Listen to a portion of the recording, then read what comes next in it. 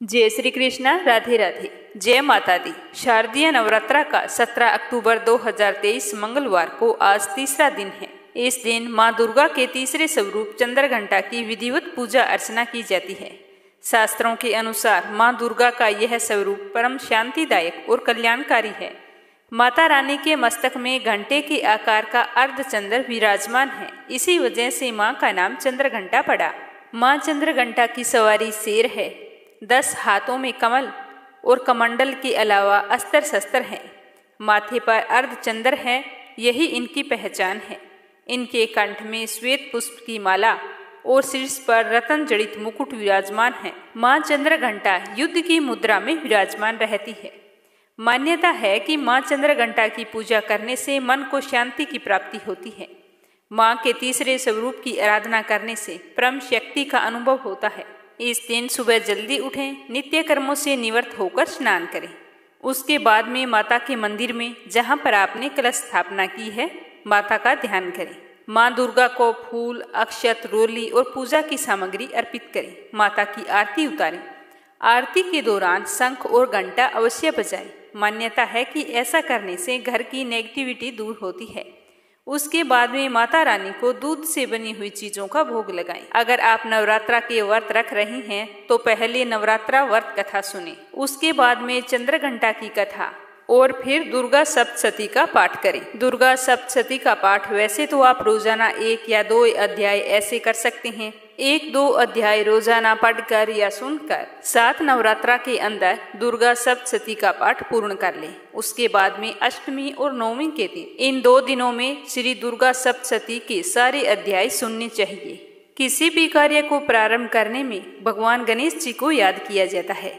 इसीलिए चलिए पहले सुनते हैं गणेश जी भगवान की कथा, उसके बाद में सुनेंगे माता चंद्रघंटा की कथा। कथा को शुरू करने से पहले कमेंट बॉक्स में जय हो माता रानी की अवश्य लिखें। बोलो गणेश जी महाराज की जय हो। प्राचीन समय की बात है, एक बुढ़िया थी। वह बहुत ही गरीब और दृष्टिहीन थी। उस बुढ़िया के एक बेटा और एक बहू थी। वह बुढ़िया नियमित रूप से भगवान गणेश जी की पूजा किया करती थी। इस तरह पूजा करते करते बुढ़िया को सालों बीत गए। एक दिन गणेश जी उसकी पूजा से प्रसन्न होकर प्रकट हुए और बोले कि बुढ़िया, मैं तेरी पूजा से अति प्रसन्न हूँ, तू जो चाहे वरदान मांग ले। तो बुढ़िया इस तरह गणेश जी महाराज की आवाज सुनकर बहुत ही खुश हुई और हाथ जोड़कर प्रणाम किया और कहा कि हे गणेश जी महाराज, मैं आपके दर्शन तो नहीं कर सकती, लेकिन मैं आपकी आवाज सुनकर ही बहुत ही प्रसन्न हूँ। रही बात वरदान मांगने की, तो मुझे तो मांगना ही नहीं आता कि कैसे और क्या मांगूं।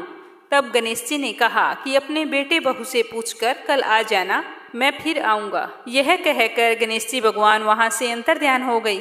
बुढ़िया अपने घर आई और अपने बेटे से कहा कि बेटा, आज गणेश जी प्रकट होकर बोले थे कि मैं तुम्हारी पूजा से बहुत ही प्रसन्न हूँ।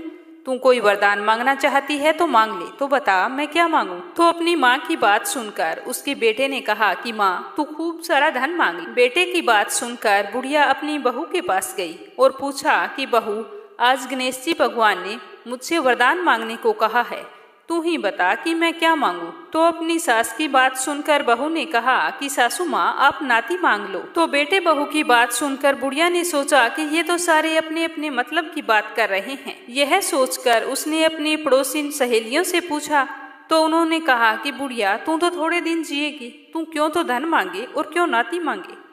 तू अपनी आंखों की रोशनी मांग ले, जिससे तेरी बची हुई जिंदगी आराम से कट जाए। इस तरह बुढ़िया ने सभी से पूछ लिया, लेकिन बुढ़िया के मन को तसल्ली नहीं हुई। वह तो सोचते सोचते सो गई। अगले दिन फिर सुबह नहा धोकर जैसे ही गणेश जी की पूजा करने के लिए गई तो गणेश जी भगवान प्रकट हुए और बोले कि बुढ़िया, क्या पूछ कर आई है, मुझे बता तुम्हें क्या वरदान चाहिए। तो गणेश जी की बात सुनकर बुढ़िया बोली कि हे गणेश जी महाराज, यदि आप मुझ पर प्रसन्न हैं तो मुझे 9 करोड़ की माया दे, निरोगी काया दे, अमर सुहाग दे, आंखों की रोशनी दे, नाती दे, पोता दे और सब परिवार को सुख दे, अंत में मुझे मोक्ष दे। तो यह सुनकर गणेश जी बोले कि बुढ़िया, तू तो कह रही थी कि मैं तो भोली भाली हूँ, मुझे तो कुछ मांगना ही नहीं आता। तूने तो आज मुझे ठग लिया है। फिर भी जो तूने मांगा है वचन के अनुसार तुझे सब कुछ मिलेगा।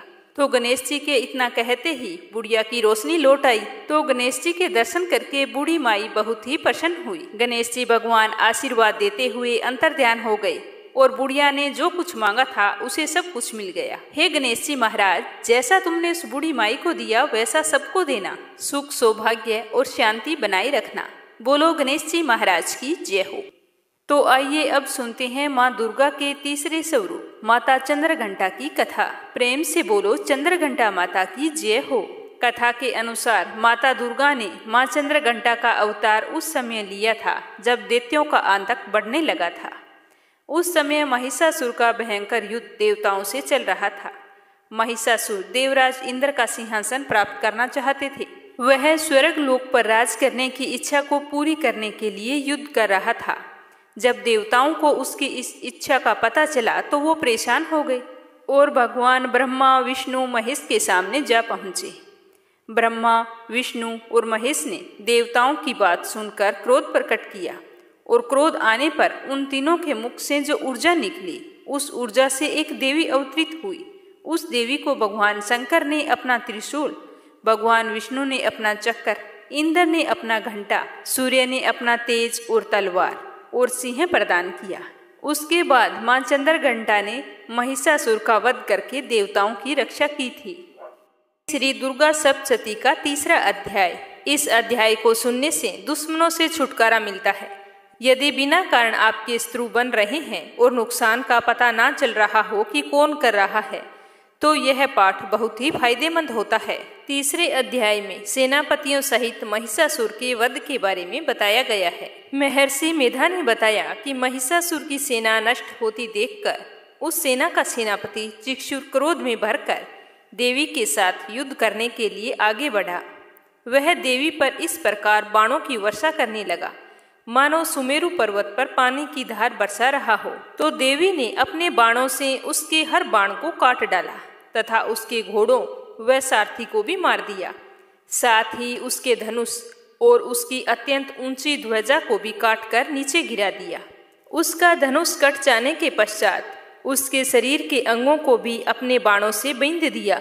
धनुष, घोड़ों और सारथी के नष्ट हो जाने पर वह असुर ढाल और तलवार लेकर देवी की तरफ आया।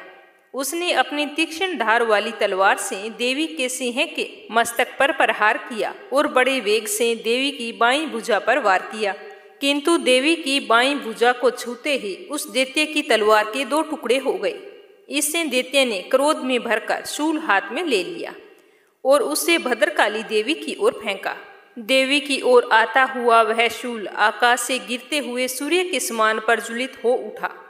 उस शूल को अपनी ओर आते हुए देखकर देवी ने भी शूल छोड़ा और महाअसुर के शूल के 100 टुकड़े कर दिए और साथ ही महासुर के प्राण भी हर लिए। चिक्षुर के मरने पर देवताओं को दुख देने वाला चामर नामक दैत्य हाथी पर सवार होकर देवी से लड़ने के लिए आया और आते ही शक्ति से प्रहार किया, किंतु देवी ने अपनी हुंकार से ही उसे तोड़कर पृथ्वी पर डाल दिया। शक्ति को टूटा हुआ देखकर दैत्य ने क्रोध से लाल होकर शूल को चलाया, किंतु देवी ने उसको भी काट दिया। इतने में देवी का सिंह उछलकर हाथी के मस्तक पर सवार हो गया और दैत्य के साथ बहुत ही तीव्र युद्ध करने लगा।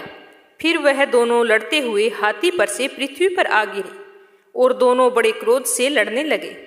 फिर सिंह बड़े जोर से आकाश की ओर उछला और जब पृथ्वी की ओर आया तो अपने पंजे से चामर का सिर धड़ से अलग कर दिया। क्रोध से भरी हुई देवी ने शिला और वृक्ष आदि की चोटों से उदग्गर को भी मार दिया। कराल को दांतों, मुक्कों और थप्पड़ों से चूर्ण कर डाला। क्रोधित हुई देवी ने गदा के प्रहार से उद्दत दैत्य को मार गिराया।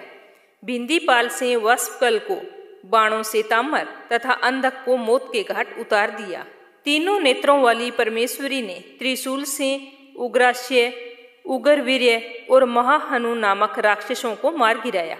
उसने अपनी तलवार से विडाल नामक दैत्य का सिर काट दिया और अपने बाणों से दुर्धर और दुर्मुख राक्षसों को यमलोक पहुंचा दिया। इस प्रकार जब महिषासुर ने देखा कि देवी ने मेरी सेना को नष्ट कर दिया है तो वह भैंसे का रूप धारण करके देवी के गणों को दुख देने लगा। उन गणों में से कितनों को ही उसने मुख के प्रहार से, कितनों को खुरों से और कितनों को पूंछ से, और कितनों को सींगों से, और बहुतों को दौड़ाने के वेग से, अनेकों को सिंहनाद से, और कितनों को ही चक्कर देकर, और कितनों को ही श्वास वायु के झोंकों से पृथ्वी पर गिरा दिया। वह दैत्य इस प्रकार गणों की सेना को गिराकर देवी के सिंह को मारने के लिए दौड़ा। इस पर देवी को बड़ा ही गुस्सा आया। उधर दैत्य भी क्रोध में भरकर धरती को खुरों से खोदने लगा तथा सींगों से पर्वतों को उखाड़ उखाड़ कर धरती पर फेंकने लगा और मुख से शब्दवाणी करने लगा। महिषासुर के वेग से चक्कर देने के कारण पृथ्वी क्षुब्ध होकर फटने लगी और उसकी पूंछ से टकराकर समुद्र चारों ओर फैलने लगा।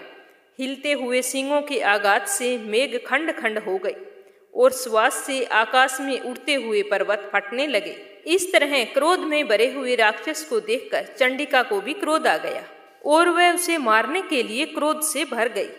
देवी ने पास फेंककर दैत्य को बांध लिया और उसने बंध जाने पर दैत्य का रूप तो त्याग दिया और सिंह का रूप धारण कर लिया। जैसे ही देवी उसका सिर काटने के लिए तैयार हुई तो उसने पुरुष का रूप बना लिया जो कि हाथ में तलवार लिए हुए था। तो देवी ने तुरंत ही अपने बाणों के साथ उस पुरुष को उसकी तलवार ढाल सहित बींध डाला। तो दैत्य ने हाथी का रूप धारण कर लिया और अपनी लंबी सूंड से देवी के सिंह को अपनी ओर खींचने लगा और जोर जोर से गरजने लगा। देवी ने अपनी तलवार से उसकी सूंड काट डाली। तब राक्षस ने एक बार फिर भैंसे का रूप धारण कर लिया और पहले की तरह चर अचर जीवों सहित समस्त लोकी को व्याकुल करने लगा। इसके पश्चात क्रोध में भरी हुई देवी बारंबार उत्तम मधु का पान करने लगी और लाल लाल नेत्र करके जोर जोर से हंसने लगी। उधर बलवीर्य तथा मद से क्रोधित हुआ दैत्य भी जोर जोर से गरजने लगा। अपने सींगों से देवी पर पर्वतों को फेंकने लगा। देवी अपने वाणों से उसके फेंके हुए पर्वतों को चूर्ण करती हुई बोली कि ओ मूढ़, जब तक मैं मधु पान कर रही हूँ तब तक तू गरज ले और इसके पश्चात मेरे हाथों तेरी मृत्यु हो जाने पर देवता गरजेंगे। महर्षि मेधा कहते हैं कि यूं कहकर देवी उछलकर उस दैत्य पर जा चढ़ी और उसे अपने पैरों तले दबाकर शूल से उसके गले पर आघात किया। देवी के पैर से दबने पर भी दैत्य अपने दूसरे रूप से अपने मुख से बाहर होने लगा। अभी वह आधा ही बाहर निकला था कि देवी ने अपने प्रभाव से उसे रोक दिया। जब वह आधा निकला हुआ ही दैत्य युद्ध करने लगा तो देवी ने अपनी तलवार से उसका सर काट दिया। इसके पश्चात सारी सेना हाहाकार करती हुई वहां से भाग खड़ी हुई और सारे देवता अत्यंत प्रसन्न हुए तथा ऋषियों महर्षियों सहित देवी की स्तुति करने लगे। गंधर्वराज गान करने तथा अप्सराएं नृत्य करने लगी। इस तरह तीसरा अध्याय समाप्त होता है। अब अपने सुनेंगे चौथा अध्याय। चौथे अध्याय में इंद्रादि देवताओं द्वारा देवी की स्तुति। महर्षि मेधा बोले कि देवी ने जब पराक्रमी दुरात्मा महिषासुर को मार गिराया और असुरों की सेना को मार दिया, तब इंद्र आदि समस्त देवता अपने सिर तथा शरीर को झुकाकर भगवती की स्तुति करने लगे। जिस देवी ने अपनी शक्ति से यह जगत व्याप्त किया है और जो संपूर्ण देवताओं तथा महर्षियों की पूजनीय है, उस अंबिका को हम भक्ति पूर्वक नमस्कार करते हैं। वह हम सबका कल्याण करे। जिस अतुल प्रभाव और बल का वर्णन भगवान विष्णु, शंकर और ब्रह्मा जी भी नहीं कर सके, वही चंडिका देवी इस संपूर्ण जगत का पालन करे और अशुभ भय का नाश करे। पुण्य आत्माओं के घरों में तुम स्वयं लक्ष्मी रूप हो और पापियों के घर में तुम अलक्ष्मी रूप हो और सत्कुल में उत्पन्न होने वालों के लिए तुम लज्जा रूप होकर उनके घरों में निवास करती हो। हम दुर्गा भगवती को नमस्कार करते हैं। हे देवी, इस विश्व का पालन करो। हे देवी, हम तुम्हारे अचिंतनीय रूप का किस प्रकार वर्णन करें। असुरों का नाश करने वाले भारी पराक्रम तथा समस्त देवताओं और दैत्यों के विषय में जो तुम्हारे पवित्र चरित्र हैं, उनका हम किस प्रकार वर्णन करें। हे देवी, त्रिगुणात्मिका होने पर भी तुम संपूर्ण जगत की उत्पत्ति का कारण हो। हे देवी, भगवान विष्णु, शंकर आदि किसी भी देवता ने तुम्हारा पार नहीं पाया। तुम सबकी आश्रय हो। यह संपूर्ण जगत तुम्हारा ही अंश रूप है, क्योंकि तुम सबकी आदिभूत प्रकृति हो। हे देवी, तुम्हारे जिस नाम के उच्चारण से संपूर्ण यज्ञों में सब देवता तृप्ति लाभ करते हैं, वह स्वहा तुम ही हो। इसके अतिरिक्त पितरों की तृप्ति का कारण हो, इसीलिए सब आपको स्वधा कहते हैं। हे देवी, वह विद्या जो मोक्ष देने वाली है, जो अचिंत्य महाज्ञान स्वरूपा है, तत्वों के सार को वश में करने वाले, संपूर्ण दोषों को दूर करने वाले, मोक्ष की इच्छा रखने वाले मुनिजन जिसका अभ्यास करते हैं, वह तुम ही हो। तुम वाणी रूप हो और दोष रहित ऋग तथा यजुर्वेदों की एवं उद्गीत और सुंदर पदों के पाठ वाले साम वेद की आश्रय रूप हो। तुम भगवती हो। इस विश्व की उत्पत्ति एवं पालन के लिए तुम वार्ता के रूप में प्रकट हुई हो और तुम संपूर्ण संसार की पीड़ा हरने वाली हो। हे देवी, जिससे सारे शास्त्रों को जाना जाता है, वह मेधा शक्ति तुम ही हो और दुर्गम भाव सागर से पार करने वाली नौका भी तुम ही हो। लक्ष्मी रूप से विष्णु भगवान के हृदय में निवास करने वाली और भगवान महादेव द्वारा सम्मानित गोरा तुम ही हो। मंद मुस्कान वाले निर्मल पूर्ण चंद्रबिंब के समान और उत्तम सोने की मनोहर कांति से कामनीय तुम्हारे मुख को देखकर भी महिषासुर क्रोध में भर गया। यह बड़ी आश्चर्य की बात है। और हे देवी, तुम्हारा यही मुख जब क्रोध से भर गया था तो उदय काल के चंद्रमा की भांति लाल हो गया और तनी हुई बाहों के कारण विकराल रूप हो गया। उसे देखकर भी महिषासुर के प्राण नहीं निकले। यह तो बड़ी आश्चर्य की बात है।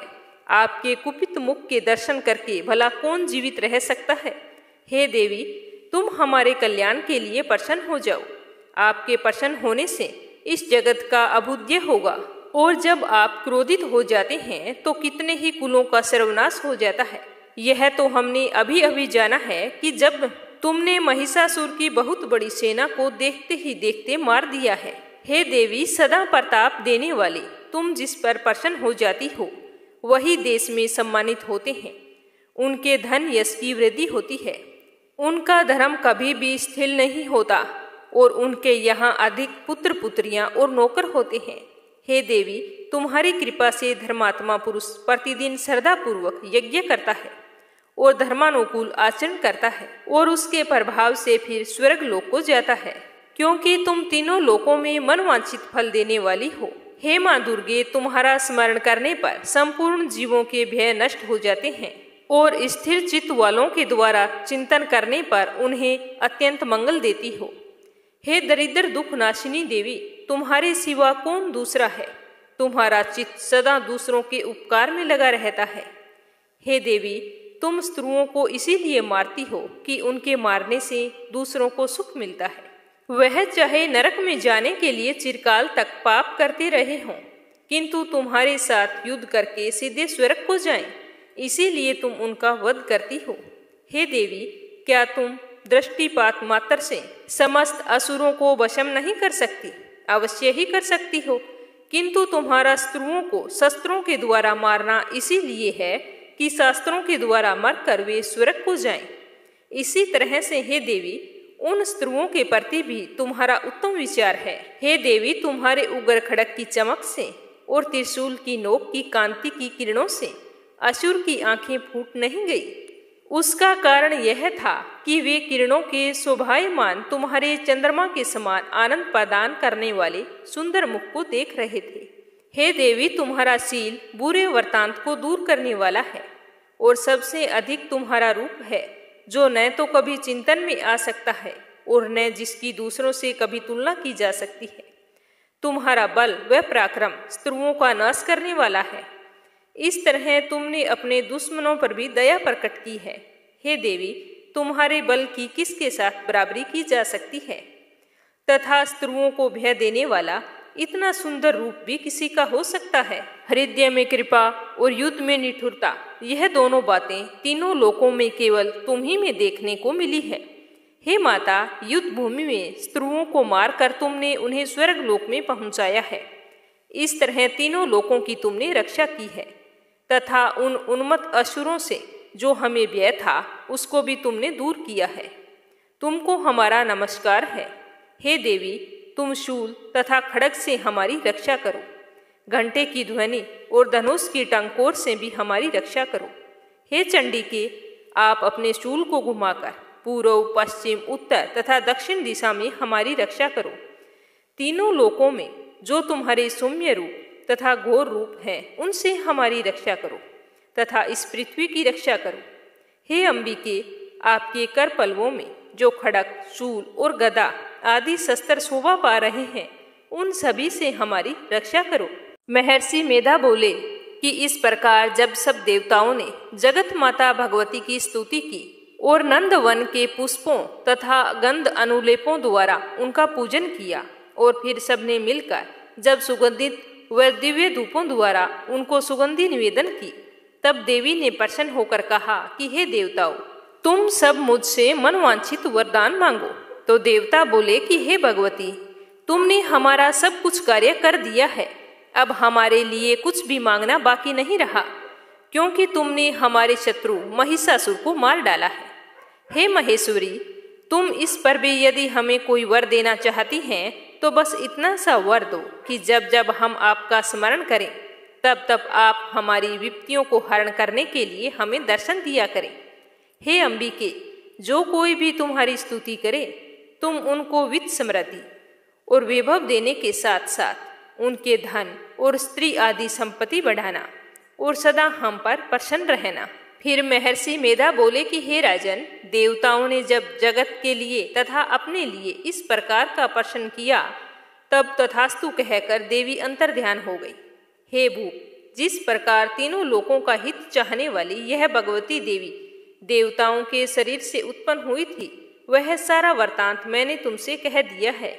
और इसके पश्चात दुष्ट असुरों तथा शुभ निशुभ का वध करने और सब लोगों की रक्षा करने के लिए जिस प्रकार गौरी देवी के शरीर से उत्पन्न हुई थी, वह सारा वृतांत मैं तुम्हें यथावत वर्णन करता हूँ। इस तरह 5वें अध्याय में महर्षि मेधा ने कहा कि पूर्व काल में शुंभ निशुंभ नामक असुरों ने अपने बल के मद से इंद्र का त्रिलोकी का राज्य और यज्ञों के भाग छीन लिए, और वह दोनों इसी प्रकार सूर्य, चंद्रमा, धर्मराज और वरुण के अधिकार भी छीनकर स्वयं ही उनका उपयोग करने लगे। वायु और अग्नि का कार्य भी वही करने लगे। इसके पश्चात उन्होंने जिन देवताओं का राज्य छीना था, उनको अपने अपने स्थान से निकाल दिया। इस तरह से अधिकार छीने हुए दैत्यों तथा दैत्यों द्वारा निकाले हुए देवता अपराजिता देवी का स्मरण करने लगे कि देवी ने हमको वर दिया था कि मैं तुम्हारी संपूर्ण विपत्तियों को नष्ट करके रक्षा करूंगी। ऐसा विचार कर सब देवता हिमालय पर गए और भगवती विष्णु माया की स्तुति करने लगे। देवताओं ने कहा कि देवी को नमस्कार है, शिव को नमस्कार, प्रकृति और भद्रा को नमस्कार है। हम लोग रौद्र नित्या और गौरी को नमस्कार करते हैं। ज्योत्सनामयी, चंद्र रूपिणी व सुख रूपा देवी को निरंतर नमस्कार है। शरणागतों का कल्याण करने वाली बुद्धि और सिद्धि रूपा देवी को हम बारंबार नमस्कार करते हैं। और नैऋति राजाओं की लक्ष्मी तथा शर्वाणी को नमस्कार है।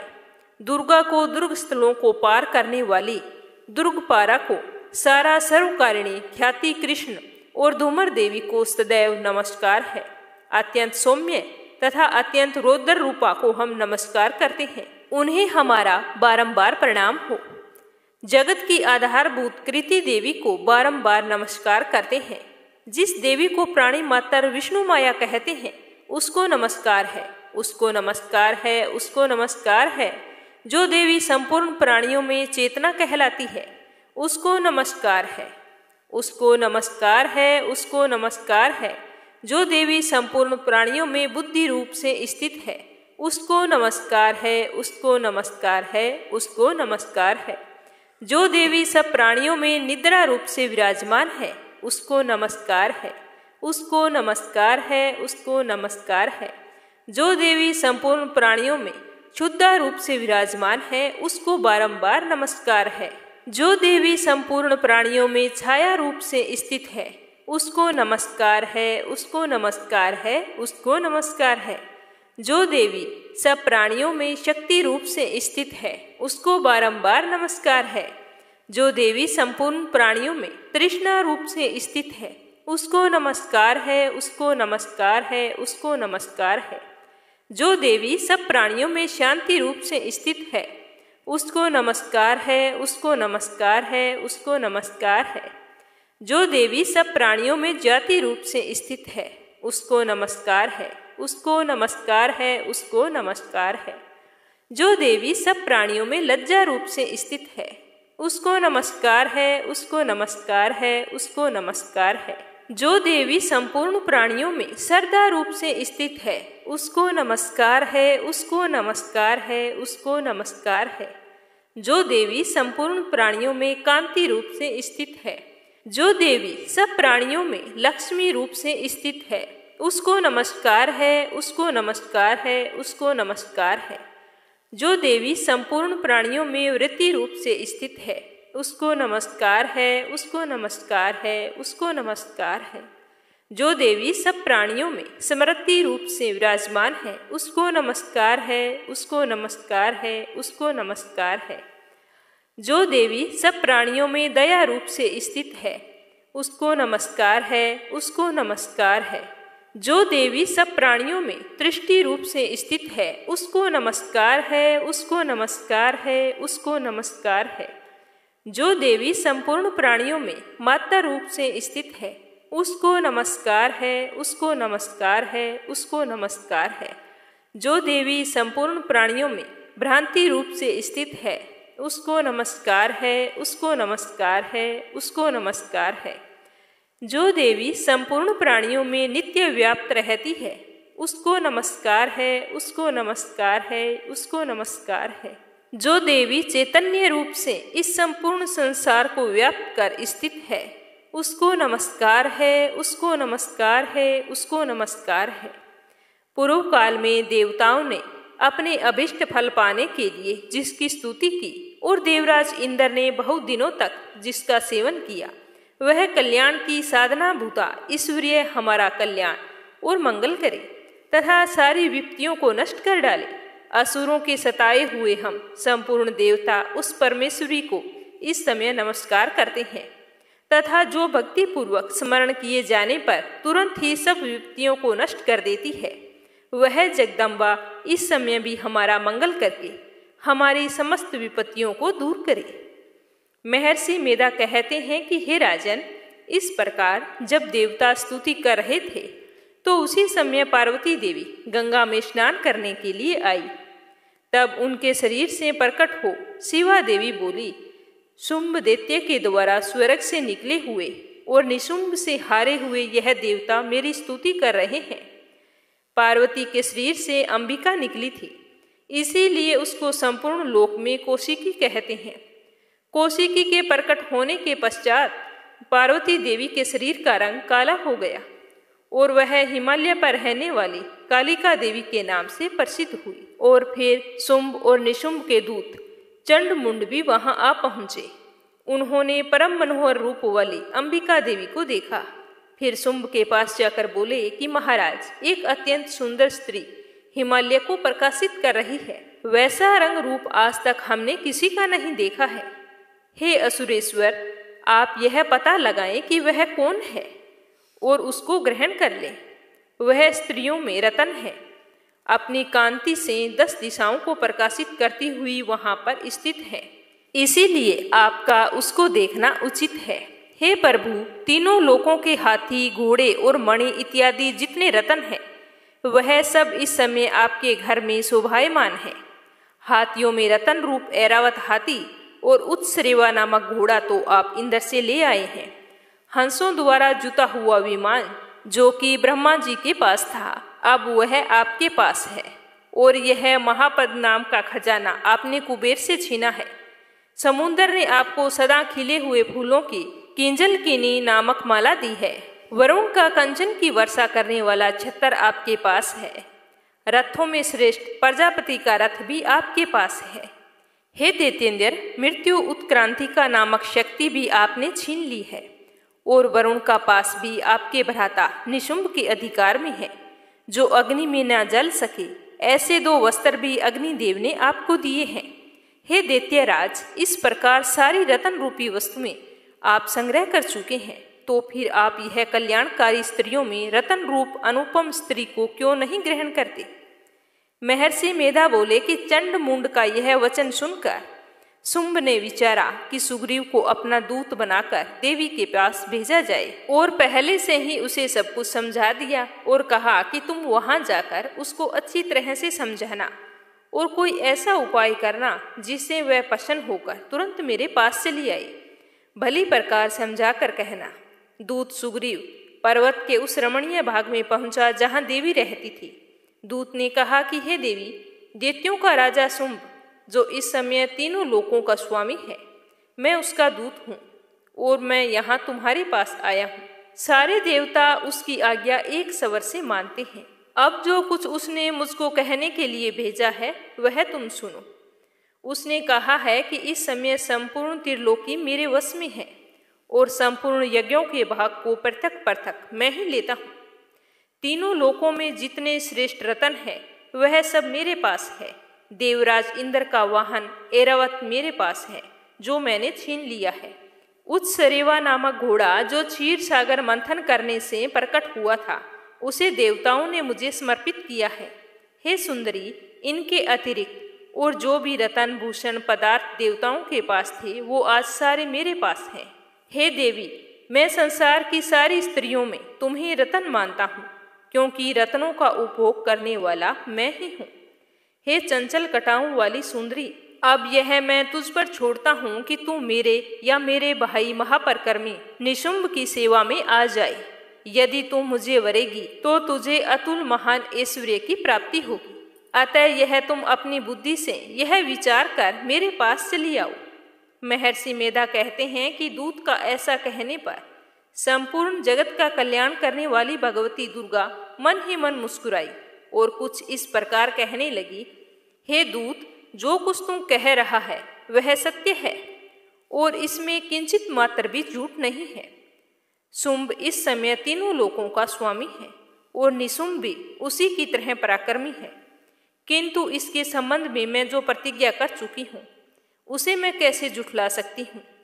अतः जो मैंने प्रतिज्ञा की है तुम उसे सुनो। जो मुझे युद्ध में जीत लेगा और मेरे अभिमान को खंडित करेगा तथा बल में मेरे समान होगा वही मेरा स्वामी होगा।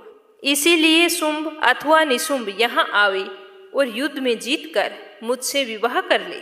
इसमें भला देरी की क्या आवश्यकता है। दूत ने कहा कि हे देवी, तुम अभिमान में भरी हुई हो, मेरे सामने तुम ऐसी बातें ना करो। इस त्रिलोकी में मुझे तो कोई ऐसा दिखाई नहीं देता कि जो शुंभ और निशुंभ के सामने ठहर सके। हे देवी, जब अन्य देवताओं में से कोई शुंभ अथवा निशुंभ के सामने युद्ध में नहीं ठहर सका तो तुम जैसी स्त्री उनके सामने रणभूमि में कैसे ठहरोगी। जिन शुंभ आदि असुरों के सामने इंद्र आदि देवता भी नहीं ठहर सके तो फिर तुम अकेली स्त्री उनके सामने कैसे ठहर सकोगी। अतः तुम मेरा कहना मानकर उनके पास चली जाओ, नहीं तो जब वह तुम्हें केस पकड़कर घसीटते हुए लेकर जाएंगे तो तुम्हारा गौरव नष्ट हो जाएगा। इसीलिए मेरी बात मान लो। तो देवी ने कहा कि जो कुछ तुमने कहा है ठीक है। शुंभ और निशुंभ बड़े बलवान हैं, लेकिन मैं क्या कर सकती हूँ क्योंकि मैंने बिना विचारे प्रतिज्ञा कर ली है।